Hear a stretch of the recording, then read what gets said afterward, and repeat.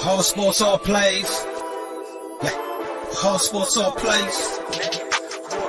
Hard sports all plays. 365, we making the plays. We talking the game, get you through the days. We're high in the court, the dime in the lane. Variety topics, living the same. All presentation, sports information. In the airways, taking the nation. All sport, all plays, they working your faces. Grace up the field, so tie the laces. Hard sports all plays. Yeah.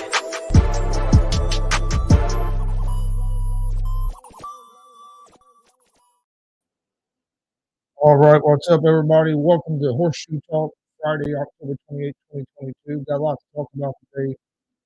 Colts bench, Matt Ryan earlier in the week. Sam Ellinger's going to get to start this weekend. We'll talk about that.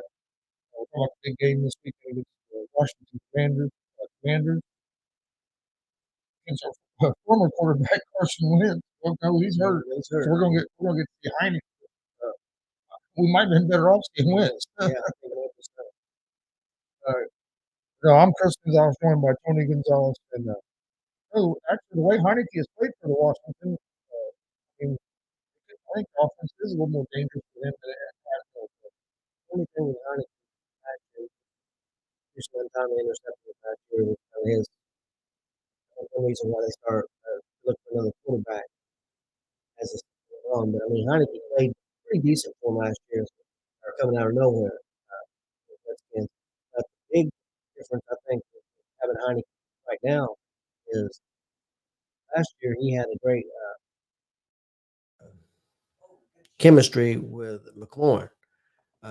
Wentz never got that, and McLaurin's their best receiver. And I think having Wentz never got that. I think having that chemistry is going to make a difference for Washington. It's going to make them a better team because they've got running backs, but McLaurin's their top receiver, and with him not being involved, that hurt Washington's offense. Well, and that's you said about the interceptions. That's one thing with Wentz. One problem Wentz could have as well as untimely interceptions, trying to force the ball sometimes when he shouldn't. He had to. Like I said, I was surprised the Colts didn't go one more year with Wentz. Yes.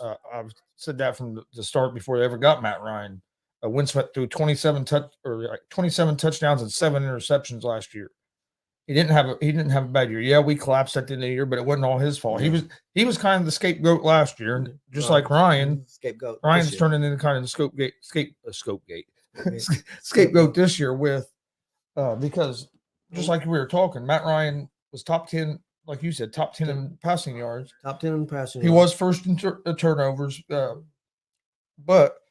all the interceptions he had wasn't all his fault. Now some of them were just terrible throws, but some of them were tip balls or a receiver running the wrong route. Probably about half of them were tip balls, and a lot of them was just a lot of pressure too. I would say 3 or 4 was just terrible throws. But then the fumbles, a few of the fumbles was off snaps, but the rest of them were just him not having, I don't know, just not having good hands for some reason. But to me, and I think it's going to be the same problem with Ellinger. Is I think a lot of it is the coach. I think a lot of it's been the play calling and some of the situations that he was putting Ryan in.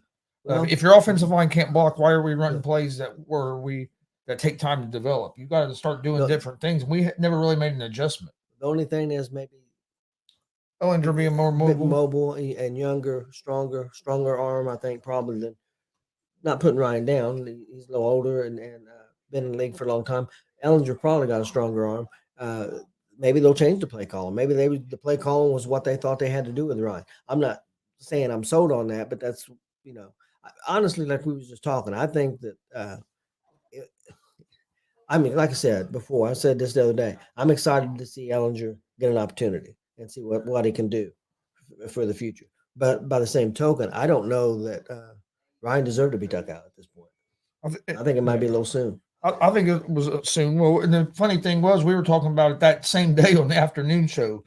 Me, Jay, I think stat guy Dustin was on there, and I was talking how I thought once they got where they went in still in playoff contention that they'd make that switch and see what they had. And then it went 15 minutes. It went 5 minutes later. They made the switch, and I was like, well, I wasn't expecting it this soon. Well, just like we just said, they beat Tennessee. They'd have come back and scored and held, didn't give up another field goal and come back and beat them 17-16 or whatever. or 2019 or whatever, come back and win that game. Right now, we're not talking about this. No, probably not. They're 4-2-1. They're in first place in the division, and we're not talking about that right now. So I mean, that's how on the edge it is. And so. and this decision, just like we thought to begin with, at least I know me and you thought that it was Jim Irsay mainly made this decision. Made a decision. It's his and team. I mean, we thought that from the beginning. Oh yeah, he invested a lot of money. It came out that there was basically a meeting with Ballard, Reich, and Irsay, and I think Irsay basically, from what I'm hearing, basically said, "Hey, I want to see what he has." We're gonna do it. And I guess what Irsay, and to Irsay's point, I understand it a little bit, is the worst thing that can happen is we're going to have a bad record and we might get a good draft pick. Yeah. The best case scenario, you find your guy. Well, I mean, and to Irsay's point, he thought this team was going to be a Super Bowl contender. That's what in his mind he thought it was. That's the bill of goods he's been sold. That's what he believed. And but I'm not even saying Bill. But that's what he thought that the team was going to be, and that's what the coach thought. That's what the general manager thought, and it's not been that. So he's got a right to make a change. Offensive line hasn't been what we thought. Well, see, that's the thing that I read an article that when he told Matt Ryan that he lost his job, he said, "I'm sorry." He said, "Because I promised you a top-notch running game, number one running game probably in the league, and probably a top offensive line blocking you in the league, and it hasn't been that." And that's true. But some of that's play calling too. I was going to say some of the running game not being where it's at is Frank Reich, because we lost that game. Taylor only ran the ball 10 times for 58 yards. When it wasn't right for 20 yards, 5.8 yards per average, which was way over the league average. So why is he only touching the ball 10 times? I don't understand and that. We went down 20 points. No, but late in the fourth quarter, we was down 16-10. Yeah. So it don't make any sense. You're down a touch. You're down one possession game. It don't make any sense. So again, it's not all Ryan's fault, and I feel bad for the guy to a certain degree. You had to put a little bit of the blame on Ryan, but I think a lot of the blame is on Frank Reich, and then the offensive line. Defense has played pretty good. Really can't blame the defense, but offensive line. Like I said, and I've been saying it all year. Frank Reich, and let me go ahead and say this, because when they first got Frank Reich, I was glad they got Frank Reich because I didn't want McDaniels at all. I was happy when McDaniels reneged on that deal because we saw what he done in Buffalo as a head coach, and plus being a Colts fan, I don't like New England, so I really didn't want a New England guy in there. That would have just been like if they would have got Brady. Back then, I would have still rooted for the Colts because that's my team, but it'd have been weird rooting for Tom Brady after all them years to get him and Peyton. But I've been saying this all year. Frank Reich, he especially this year, it's like he's running the team like an offensive, just like an offensive coordinator. Not especially when it comes to game management. Some of the decisions when to go for it, not go for it. And then like play calling has been terrible this year. And that's why he's supposed to be like known for. Yeah. But my thing is we never made no adjustment. I mean, we see Matt Ryan, he's not mobile. Our offensive line's not giving him much time. Let's get the ball out quick. And you never really saw them switch to either like a screen game or try that or some quick slants or something to back that pass rush off a little bit. They just kept trying these long developing routes. And not only that, you have young receivers that some of them, this is their first time ever playing in the NFL. So they're learning how to get open in the NFL. So why not give them some easier routes, easier plays, or easier setups to get open? You have Nyheim Hines that they've never used him right. They try to use him as a straight running back, and he's not that. He's a guy that you should be moving around in the slot, move him in different places, get him the ball in open space. He gets the ball in open space, he's dangerous. Jonathan Taylor is dangerous if he gets the ball in open space because he has the power and the speed. It's hard to break. He's hard to take down. He breaks tackles. One good thing that has came out so far is Paris Campbell is starting to look like maybe the guy that we thought he was going to be. Since he's staying healthy and getting a chance to play. He's starting to look like the guy we thought he would be. The rookie Pierce is looking like that he might be a good pickup for him. Yeah. And Pittman's played well. I think he's growing into that number one position. I think Granson has shown some pretty good signs at the tight end. Cox has not shown anything. I don't know what's. I think it may be time to move on from him. I think they should give that Jelani Woods some more playing time. I think he's young, and they're trying to bring him along slow. Granson, I think, was there last year, but he was hurt, if I remember correctly. So I mean, we got a lot of young receivers. It's coming along, but again, you really don't know because there was so much time that he didn't have time to throw the ball. So you blame it on the routes, but like I said, you can try to change the routes. But here's the thing: you change the quarterback. If you don't make no adjustments with your play calling and the offensive line don't play any better, it's not going to matter who you have back there. I do think it will help some that Ellinger's mobile and he has that threat that he can run the ball. So I think that can help maybe slow down some of the defense rush, especially if he gets a couple big runs toward the beginning of the game. You know what I mean? Because they'll have to worry about that because he does have that threat. And hey, Ellinger has a good arm. I mean, I know we haven't seen him play it in the NFL yet, other than preseason, but I mean, he played big time college football. You know what I mean? He played at Texas, played in some big games in college as well. So I don't think the moment's going to be too big for him. I seen him play a lot at Texas, and I watched a lot of his games, and I thought he was pretty good. I was surprised that he was a 6th-round draft pick. I was really kind of shocked that he didn't go in the top 3 rounds. I mean, I didn't think he was going to go first round. Yeah, and probably not the 2nd round. I thought he might go the 3rd round. I really did. Yeah, I figured. Well, I thought he'd go late 2nd, maybe early 3rd. But getting him in the 6th round, I thought was a good pick. And he's been with us 3 years now. So I mean, it's time to see what you got, because if he's not the guy, and if you think there's a chance that he might be, which from everything you're hearing out of the Colts, they really like him, and they think that he has. I think that's the other issue also with Irsay, the fact that he's been there 3 years and he hears good things.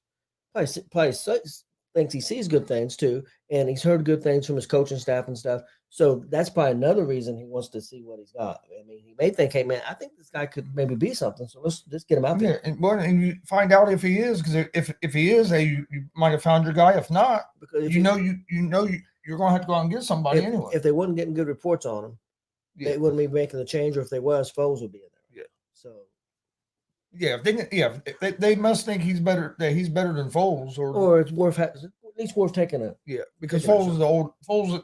Foles is more mobile than what Ryan is, but he's not the most mobile quarterback either. I was surprised they didn't go. I was kind of surprised if they had moved Foles down to 3, and then when they done that, because Frank Reich and Foles have that real good relationship, so I figured that he would be the guy they would try to. But I understand why. But here's my thing: you've heard some reports like the offensive lineman Kelly came out and said it was kind of a surprise. This move was and stuff. I mean, this is a move that could divide your locker room, or it could be a move that could gel your locker room. But if you have, if you have players that supported Matt Ryan and still think that he should be in there, and then you have the players that want Ellinger in there, it could divide your locker room. I don't think it'll divide it, because I think a lot of them knows that maybe Ryan shouldn't have been took out, but a lot of those guys' fault. And another reason I don't think it's going to divide the Colts locker room, and I actually think it might even make it closer, is the way Matt Ryan's handling it. Yep. Now, if Matt Ryan would have came out in public and said, "Hey, this is bullshit. I don't understand why I'm getting benched. The offensive line can't block worth the fuck. This guy." He didn't come out and blame anybody. He didn't say I respect the decision, but I disagree with it or anything like that. Yeah. He said, "Look," he said, "now my job changes. It's my job to help Ellinger. Ellinger's a great guy. He said he's been nothing but great to me since I've been here, and he said I'm here to help him become the best player he can be." So I mean, the dude's a veteran, and he's a class act. So you gotta give the guy some credit. Well, that's what I'm saying. So I think the way he's handling it, and the rest of the team seeing him trying to help Ellinger, I think that could be maybe bring the team closer, and at least it won't be where the locker room gets divided. Because sometimes you get 2 quarterbacks like that. You know what I mean? Half the team might be on one guy's side, and the other half might be. I think they kind of had that problem in Philadelphia when Wentz got hurt, and then Foles came in. They won games, and then the next year when they wanted to start Wentz, most of that team wanted Foles in there. Yeah, that's true. I mean, hell, you saw the offensive line there quit. I mean, they flat quit. It was like Wentz get killed. And would he go back and help pick him up or nothing? They just left him laying there. Like, damn, the team don't like you then. But I think, Wentz is a class act. People's going to say, well, that's what it should be. Hey, there's a lot of athletes that ain't a class act. Ryan. Okay, I said Wentz. Sorry. Ryan's a class act and conduct himself that way. And people are going to say, yeah, he should, but a lot of them don't. I mean, I know he's getting paid a lot of money, but like I said, the dude's handling it. You can't handle it any better than what he is. And against Washington, we have to our offensive line has to protect. If our offensive line can protect and we can get Jonathan Taylor going, I think Sam Ehlinger could have a decent game throwing the ball, because it's not like Washington's defense isn't the defense they were a couple years ago. They're not as good as that. Well, haven't been playing like that. I just don't think they have talent on that team, but their defense hasn't been playing real well, and they don't have a high scoring offense. So I mean, really bringing in the new quarterback, this is a kind of a good game to bring him in for. Yeah. Well, now the rest of our schedule, and it's a home game, because I mean our schedule, we have some tough games coming up. Yes. So I'd rather see him go in against Washington and get his first taste of the NFL than like a team like the Eagles or well, we've already played the Chiefs, but you know what I mean. Yep. Some of those teams, like I know we have the Cowboys coming up, I think too, don't we? Yeah, the Cowboys, Eagles. I'd rather them face a defense like Washington than like Dallas's defense first game. I believe we play Buffalo this year. Yeah, we still have Buffalo. So we got a lot of tough games. Our back half was the tougher part of the schedule. The thing with Washington is they're going to try to run the football first. They're going to try to feature the running backs and get the ball to McLaren. They got the rookie Robinson, who's looking pretty good. They got Gibson, who's a lot of people think he should be getting the ball a little bit more, because been a little bit more productive than Robinson has, really. But he's pretty good at catching the ball in the backfield also. But the keys is to shut down the running game and keep McLaren in check. Yeah. Don't let McLaren get behind you, for sure. Yeah, and like I said, our defense has played pretty good this year. Yes. We can't. The one game that sticks out to me is that first Jacksonville game. The defense, we got shut out 26-0. Yeah, defense didn't play good that game. Played too soft. But really, since that Kansas City game where they came out and we beat Kansas City, the defense has played pretty good since then. I agree. I mean, if you look last week against Tennessee, defense didn't give up a touchdown. The only touchdown was scored was off a pick six. Yeah, we get Leonard back. Leonard's going to play, so that's a big, especially with the way Franklin's playing. Like I said, now you add, in my opinion, best linebacker in the league, or right up there as best back in the defense. That should help the defense. It's going to be interesting to see what kind of chemistry Ehlinger has with these receivers as well. I'm sure he was throwing to him some in practice, but he wasn't always getting the number one rep. You know what I mean? He wasn't always getting a lot of reps, where now he's getting a lot more reps. I know he threw the scout team a lot, but that's throwing to other receivers, not the guys that are. And I think that's another thing that hurt Ryan a little bit. He looked like he was getting chemistry again, and the chemistry didn't seem there quite as much this last game against Tennessee. And just things were off. We didn't get to see the game anyway, because we seen highlights and stuff because we was doing a wrestling show. But I think that may have hurt some. I think if he had a little bit better performance, maybe they would have made the change. Does it surprise you that the Colts are favorites, or still 3-point favorites in this game with the quarterback change? It really didn't change the odds at all when they. What is it right now? I know as of earlier it was still 3. It's still 3. Yeah, it kind of surprises me. Well, do you think it would have made a difference if Wentz would have been playing? Not Heineke. It might have. To me, I don't think it should have, because Wentz hasn't been lighting it up. But it might have when the sports books eyes. I think if sports books, maybe it'd have been a pick 'em. Maybe they still have it at -3. Honestly, with Heineke playing, I think Washington should. My opinion, Washington should be favored. I mean, you don't know what you have with Ehlinger at all. I mean, and usually if you're at home, you're -3 or -2.5 point favorite. But if you're a favorite, so I could have seen this game being almost a pick 'em at least, or Washington being favored by at least 2 or 3 points. Do you think that and we'll see if what the public's betting on it and see if it changes going into Sunday. But it's held right at 3 basically all week. You think I'm wrong? Unless something happens and Washington just jumps out to a 14, 17 nothing lead. I would say we're going to see the running back for the Colts, Taylor going to get the ball 20, 25 times at least. I hope so, but it's hard for me to say that yes, because last week he got it 10 times. And we were in the game. So I mean, you know what I mean? It wasn't like we were way behind. So I agree with you. He should touch the ball 25 times, at least 25 times about every game. I would think that they're going to have to. I mean, yeah. If he only touches the ball 10 times again. Here's my thing. Do you think Wright makes it through the whole season?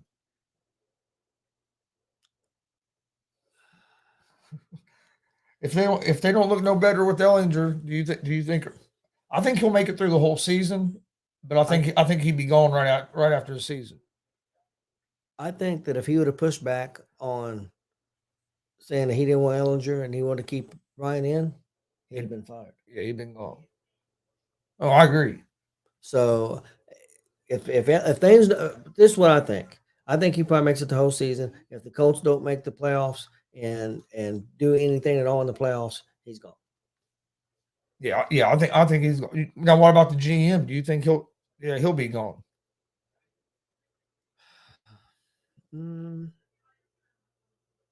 Well, the GM was part of those decisions to bring these older quarterbacks in. And if you remember right, last time we was real terrible, had that 2-14 or whatever season. They got rid of Bill Polian and Jim Caldwell. He brought in a whole new group. But do you think this team is too good to? I mean, again, our record. But do you think that? We don't need a rebuild. No, and I don't think Irsay wants a rebuild. I think that's one reason he wants to do this move and find a quarterback. But if everybody talks a draft and you're going to get a top 10 quarterback in the draft, what people hope, you're not going to be a killer team probably for a couple of years. Yeah, at least probably a year. I mean, even with look at what Peyton did. Peyton the first year didn't have a great year, and the second year we were 13-3. And true, but I'm not saying we're going to be able to get a quarterback like Peyton either. So no, I don't think there's one out there. Like the one I like the most right now that I see in college is that Tennessee quarterback Hooker. What? Okay, you've told me that. What do you think of the Ohio State quarterback?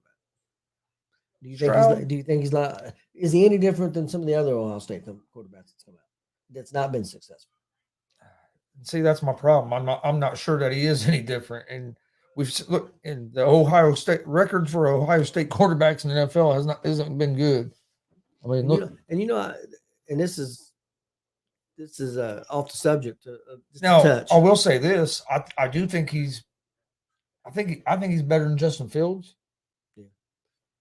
I do think he's a little bit better than Justin Fields, but the one that just passed away recently, I thought he was going to be a good quarterback. Yeah, and he got in the NFL and really didn't do anything. And I mean, we said about Ohio State quarterbacks, but you can say the same thing about Alabama quarterbacks. There's a lot of them. Yeah, a lot of college quarterbacks don't pan out. That's the thing. How many actually hit? I mean, look, nobody. Well, I'm not going to say nobody, but most of your scouts and everybody in the NFL didn't think Josh Allen was going to be anything. They out of that draft class, they were the least. Josh Allen was one they were least high on, and look at him now. He's right up there as the best quarterback in the league. How many great college quarterbacks are coming out? I mean, look how many old quarterbacks we got playing. So it tells you that it's few and far between to finding that guy. Yeah. So that's why you see so many old quarterbacks playing. So like I said, I like that Hooker, but I think Ballard might. I think they might fire Reich, and Ballard might get another year or two, just because he's put together a pretty good team. The only real weaknesses really has been the quarterback and receiver position. I think we're a little thin at receiver, but I think he drafted a couple good receivers though. Pierce, I think Paris Campbell is starting to look like he was a good draft, decent draft. Pittman. So I mean, he's drafted some players. We just ain't. We've tried to go with some. Honestly, we tried to do what they said on the radio yesterday, and I forget who said it. It was either Brady Quinn or Jonas Knox. one of them two on their morning show, is the Colts have tried to go for value on a quarterback, get a quarterback on a cheaper deal, and trying to see if that, and it hasn't worked. So I think you're going to have to spend some money to get a quarterback. Hey, but you never know. Hey, what happens if Baltimore decides to trade Lamar Jackson? What's going to be out there? I mean, okay, let's say Lamar Jackson. Let's say is there anybody else that's going to be out there? That's going to be available, like in the NFL. Garoppolo might be available. What about Mariota? I don't like Mariota, but he might. I don't know. He's playing pretty good in Atlanta, so he might get to stick around in Atlanta. It depends on that with Mariota. Depends on how Ritter, that they drafted from Cincinnati, how his progression is going. The two New Orleans quarterbacks ain't showed that much. Well, Winston was playing decent until he got hurt. Can't stay healthy. Yeah, can't stay healthy. I mean, I don't know. I don't think because Buffalo has their quarterback. Chargers has their quarterback. New England Mac Jones might be available, but I don't think that's the direction you want to go. What about Daniel Jones? He might be. Well, he might play. He might be playing himself into getting a contract. But do you think he's worth a lot of money? No, he ain't worth a lot of money. Not yet, anyway. He hasn't done enough. You know what I mean? You haven't seen him succeed enough. Real quick. What about what? I know a lot of people hate on him, but what about Kirk Cousins? If it don't go well in Minnesota, and they decide to get rid of him. That's the thing with Cousins. And Cousins can put up stats, but that's the thing with Minnesota right now. They've only lost one game. Yep. But the key is can he win the big game? He's never won a big game, ever. Well, he's won one playoff game. He's lost a lot of primetime games. Oh yeah, he don't play good on primetime, but he has won a playoff game. Okay. Yeah, he struggles on primetime, but I don't think that's all on him either. It's hard to say, oh, this guy can't win a primetime game. Well, the Monday night game you played this year, your defense played terrible against the Eagles, and you know what I mean, you had some drops, so you can't blame it all. I understand it goes on the quarterback, but it's not all. I don't think it was all the quarterback. Well, it's got to be quarterback play, and you got to have receivers. And perfect example of that thing I was going to say earlier. I heard a stat on the Bears today that I was shocked about. They've got a top 10 defense in the league. They're number one in the league in rushing. So you got a top 10 defense. You're number one in rushing, and they don't have a winning record right now. Yeah.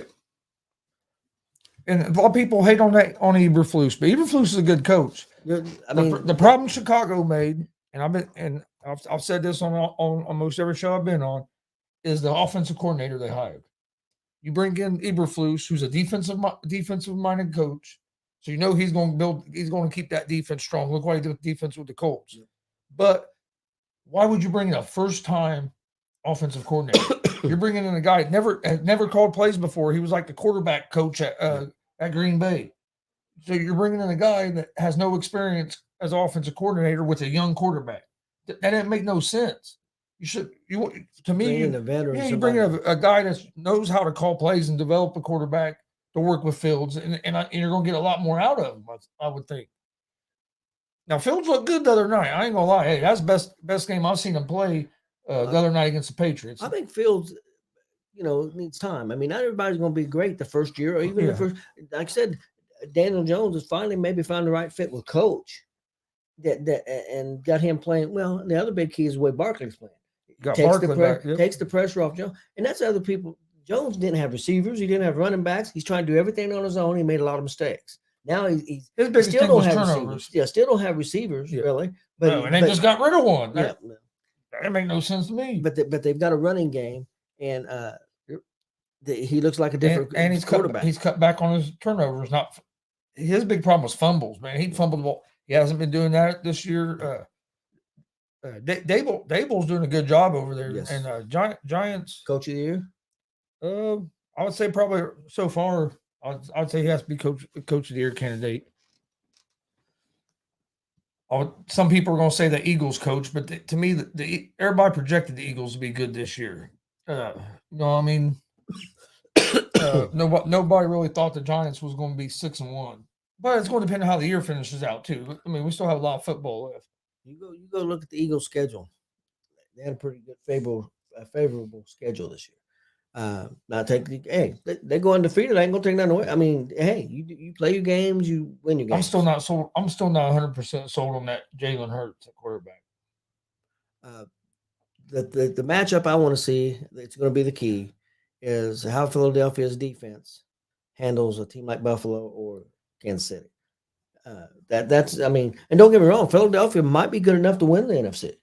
Yeah.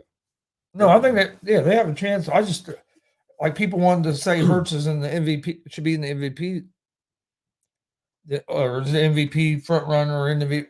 But to me, he's thrown like 6 touchdown passes, guys. It's hard. I know he has some rushing touchdowns, but Lamar Jackson has 15 passing touchdowns and 5 or 6 rushing touchdowns. Yes. So to me, would be ahead of Hurts. But to me, right now, the front runner for MVP is Josh Allen. Josh Allen is playing as good as any quarterback in the league. Right now, in my opinion, I'd say Allen won. I'd probably say I have Mahomes too. I'd say Mahomes too. And Jackson at 3 in my. And I also say quarterbacks. By the end of the year, watch out for Burrow. Being up there. I'm not saying he's going to get it. But the only thing I know he lost. He lost his favorite target. But he's got a couple other. Good receivers. That's the good thing about the Bengals. They have depth. They were strong at the receiver position. They have depth at the receiver position, but he's losing his favorite target. Yeah. I mean, he's throwing this guy for.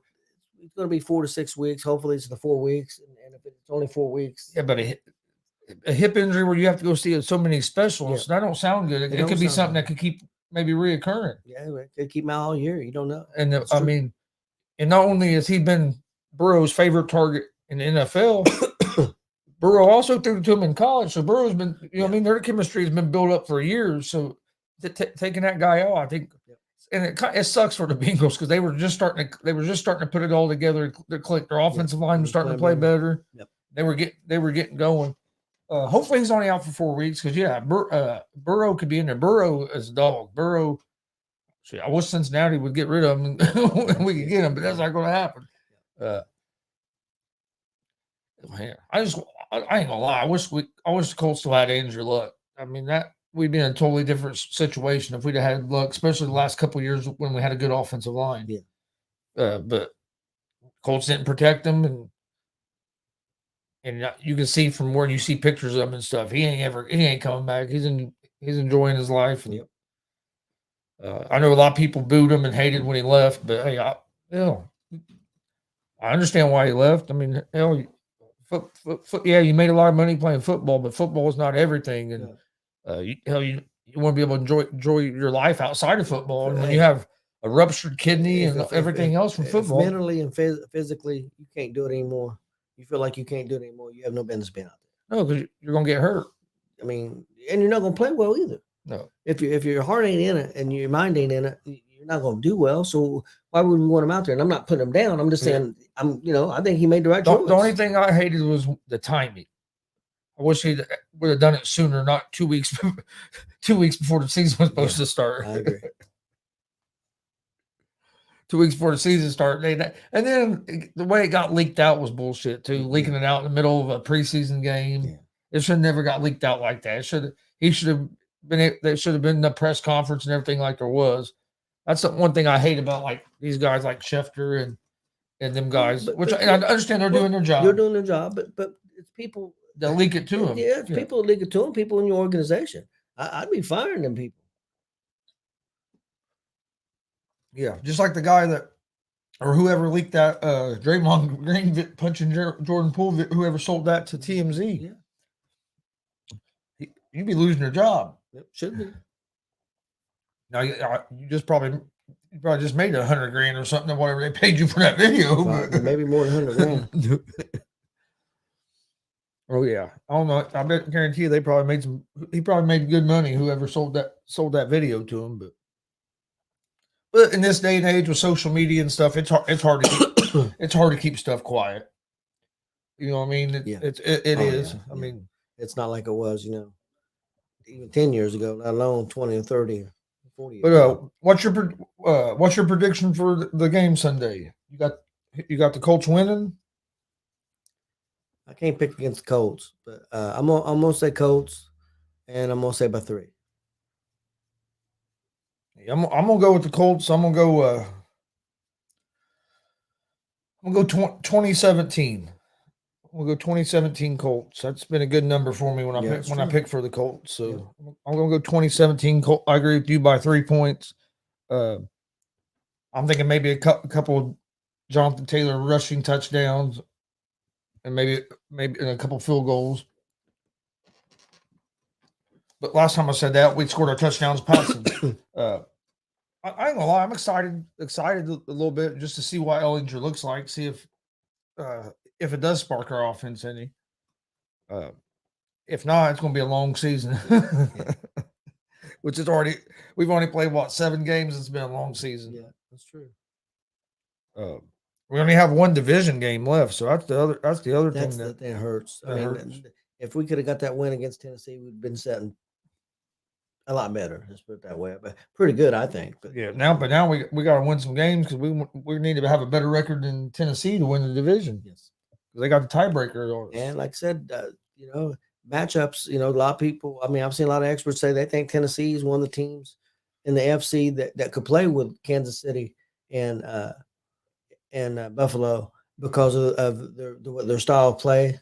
The defense is playing decent right now, and the running game. And see that's why the Colts match up with good with with Kansas City because but we got a coach that gets pass happy. How did we play Buffalo last year? We played Buffalo deaf last year.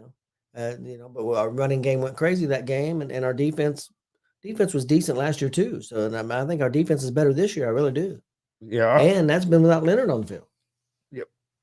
No, like I said, defense has played good. Other than that, maybe like I said, that one game, I didn't think they played well against Jacksonville. If you would have told me that we would be a top 10 defense, our quarterback was a top 10 thrower in yardage right now, I wouldn't think our record would be what it is right now. No. Yeah, you wouldn't think it'd be 3-3-1. And our quarterback gone. Yeah.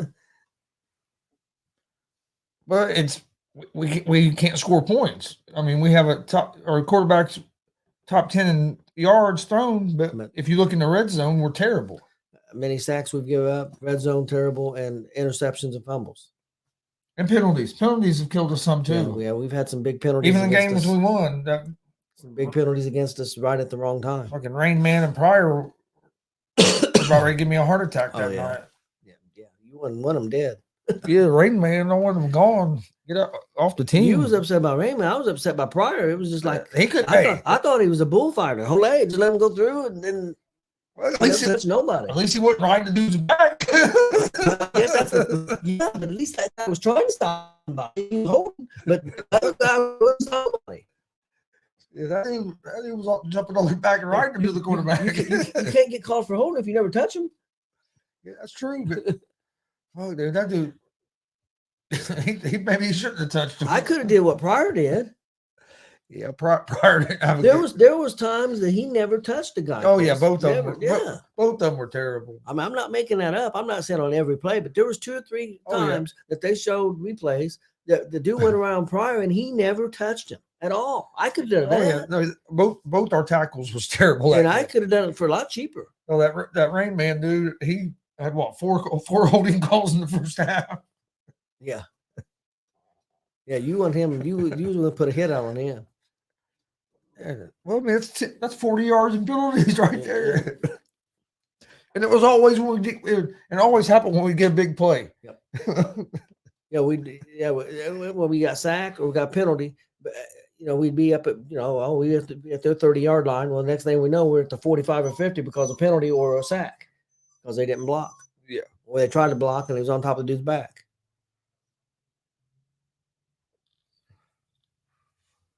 Well, Anthony Davis ain't playing tonight for the Lakers.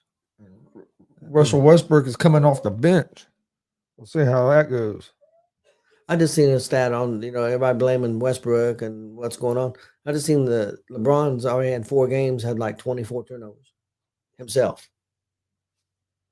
I think it was 24. It might have been 21, but a lot of turnovers.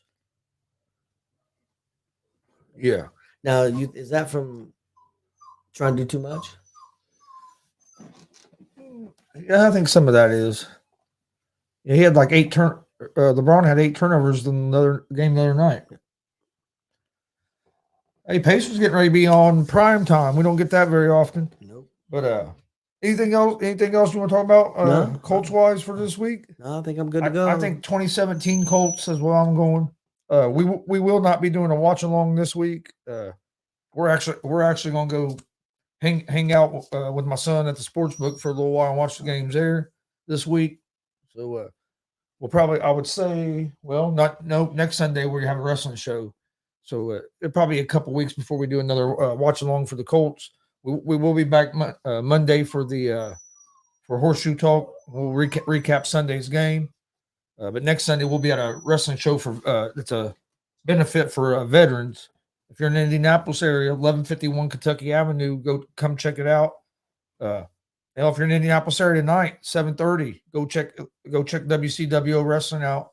1151 Kentucky Avenue, $12 to get in. They got a great show planned for tonight. So if you're in that area, go check them out. Next week's that veteran show. So we won't be doing Colts next week either. Yeah, if you're a wrestling fan, that's the main event's a first blood match. So that's something you don't see a lot around this area. So probably pretty cool. And they put on great shows all the time and great concession stands. I mean, get over there at 6:30, and I mean, all seats are $12. You can get a front row. So ain't a bad seat in the place. Oh no, not a bad seat in the place. We appreciate everybody watching. Please hit that subscribe button on YouTube at Gonzo Sports Room and at the All Sports All Plays Network. Follow us on Facebook, Twitter, Instagram, Twitch, all at Gonzo Sports Room and at the All Sports All Plays Network as well. I'll be back tonight at 11 p.m. Eastern with Gonzo and the Judge Sports Talk. We'll recap some of Game 1 of the World Series. We'll talk some NBA. We'll give out our picks for each game in the NFL. Tonight as well. So come join us tonight, 11 p.m. live on YouTube, Facebook, and Twitch. Gonzo Sports Man at the All Sports All Plays Network.